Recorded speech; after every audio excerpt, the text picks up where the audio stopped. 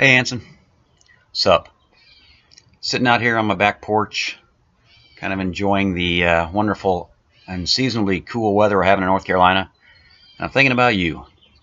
And I'm thinking about you because your dad made me. No, that's not true.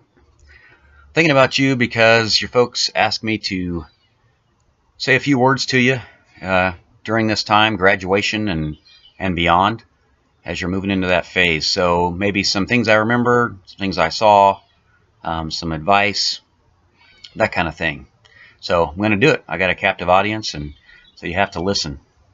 With all advice, it's your choice whether to heed it or not. That's the beauty of it. You can take it or leave it, or save it for a rainy day. So one thing you need to know before we get going is I shaved my nose hairs for this.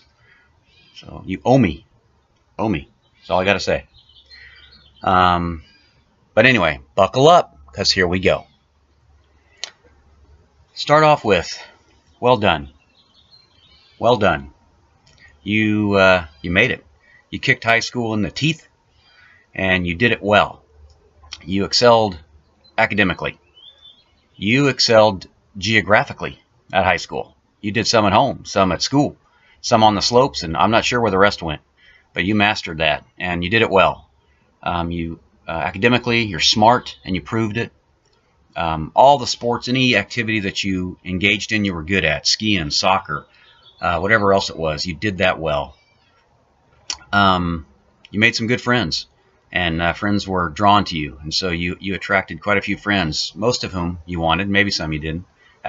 That's what happens. And you took a hot chick to prom. Boom. So you did well. So congratulations. In all of that, you've been given a great start. So honor that as you go forward. The stakes just go up from here. You've already seen a little of that. The larger testing of your life has begun, and you have the brace and the bars in your body to prove it. So get ready for the fun parts. So anyways, that's my thought. Start out with well done. The next thing I would say, some things maybe that I remember. Remembering has got to start with Krispy Kreme donuts in Vacaville, California. For those of you watching, Krispy Kreme was a delicacy then. You had to drive halfway to Oakland, or most of the way to Oakland, which was scary in of itself, to get them and bring them home. So we did, and we lined up all the kids in a military manner, and they had to stand at attention, and they weren't allowed to smirk or smile or any kind of noise to earn their Krispy Kreme donut. And I was thoroughly impressed with the intensity at which Anson completed this challenge. In fact, at one point, I thought we were going to have to call academic situation and go, oh, time out. We're kidding, right? But we didn't. So you did that well. You earned your donut. And what it did tell me about you was, though, even at a young age, it may seem silly, but it said that whatever you really want, if you want something bad enough, you're going to do whatever it takes to get it accomplished. So keep doing that. Keep living your life that way. Another memory I have, let's see, West Virginia reunion. The reunion where my family tried to eradicate all other Millers from the face of the earth through a virus plague. Your mom decides to give you a bath in the main building kitchen sink. And you were not having none of that. And so, even though they were bigger, and by gosh, they were going to give you a bath, you were going to let them know that you did not like it. And so, you let them know, and everyone in the next county, that this was a travesty, and it was Child Protection Services should be called.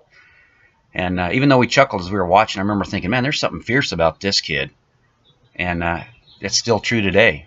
So remember those little things and keep moving too.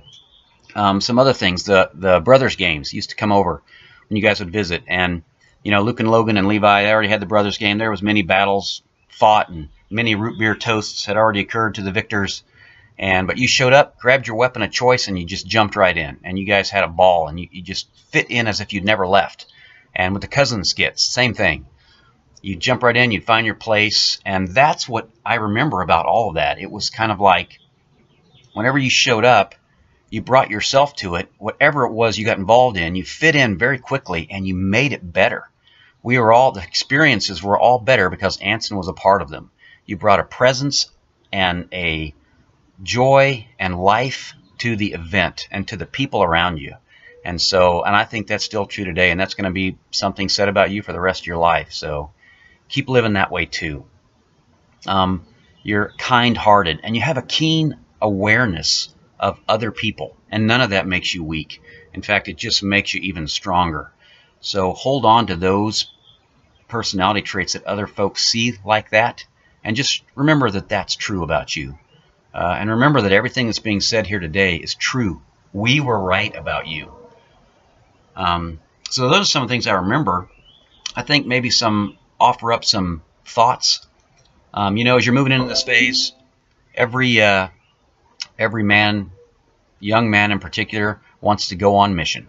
Man, they want a battle to fight, and which I think are, one of the three most important: beauty to rescue, a battle to fight, and an adventure to live. But when it comes to battles to fight, pick your battles. Wish I had known that maybe a little earlier in my life.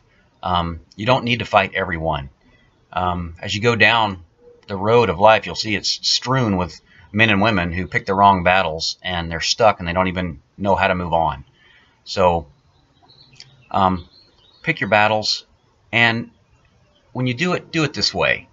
Don't pick the battles that you think you can win, but pick the battles that you believe need to be fought, and the rest will work itself out. So that's battle, and you can't do that alone. Next thing I would say is find yourself some good friends, choose them wisely. And when you have a good group of friends, be humble enough that if they decide to say something to you about what they see, that you can hear it, and have the courage to do the same for them. We all need to be able to take a look under the hood because we're standing too close to ourselves. So don't fight the battles alone. Choose your friends well, and speak into their lives too. I guess the other thing, I'm going to spend the next probably 5 to 7 minutes talking about women. Forget about it. No, I am not. I had a moment, and then the insanity went away. But I will say this about the best thing that I think you can do in that arena is ask God to show you more deeply who you are. The more that you are in touch with who you are and understand who you are as a person yourself, the more you're going to have strength to offer to a woman later on. And it's very effective. So that's all I'll say about that. You can talk to your mom and dad about the rest. Finally, always no religious overtones or anything. Just real life. Always leave room in your life for God. When you're starting out, just make yourself available. That's the best thing I can say. Just tell him and just make yourself available and to the experience. Don't strive after it too hard. So there's a few words.